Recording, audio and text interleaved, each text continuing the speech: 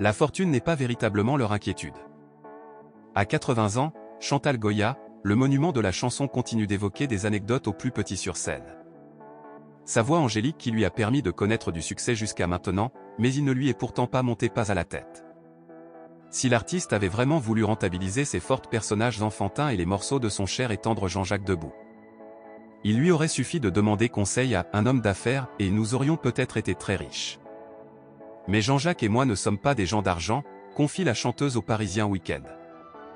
C'est à deux qu'ils gèrent les spectacles, il y a les cachets des danseurs à payer, les costumes à entretenir, les décors à transporter, les cautions à rembourser, raconte le journal. Passionné, le couple veut faire rêver le public et cela passe par des productions chaque fois plus spectaculaires. Devenues possibles grâce leurs recettes toutes réinvesties dans leur show et jamais épargnées. Résultat, l'interprète du titre Pandi Panda et son mari rencontrent quelques déboires avec le fisc.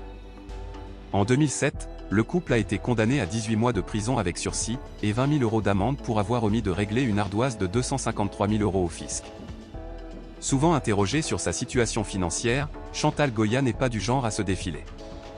En novembre 2021, elle répondait aux rumeurs la disant SDF. Dans les colonnes de Télé Loisirs, la chanteuse de 80 ans martelait « c'est n'importe quoi ». Certains journaux ont écrit que j'étais sous les ponts. Mes problèmes d'argent, c'est n'importe quoi. C'est insulter ceux qui sont vraiment dans la détresse. Au magazine Voici, elle assurait l'année précédente « je déménage, comme tout le monde ». On avait décidé de prendre un appartement, mais entre-temps, il a été vendu et il y a eu le Covid, le confinement. Alors on s'est dit, on va rester tranquille. Chantal Goya, née Chantal de Guerre, voit le jour le 10 juillet 1942 à Saigon, en Indochine française. Elle est l'aînée d'une fratrie de 5 enfants, elle grandit au Vietnam dans la plantation de caoutchouc de son père. Quand elle a 3 ans, elle rentre en France pour fuir la guerre. Après le lycée, elle devient jeune fille au pair à Londres.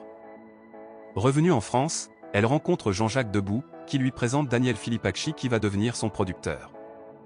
Elle se fait remarquer par Godard, qui l'a fait tourner dans son film masculin, féminin, qui lui vaut un prix d'interprétation au Festival de Sorrente. Dans les années qui suivent, elle joue dans plusieurs longs métrages, L'amour c'est gai, L'amour c'est triste, Tout peut arriver, Les Gaspards, Trop c'est trop trop.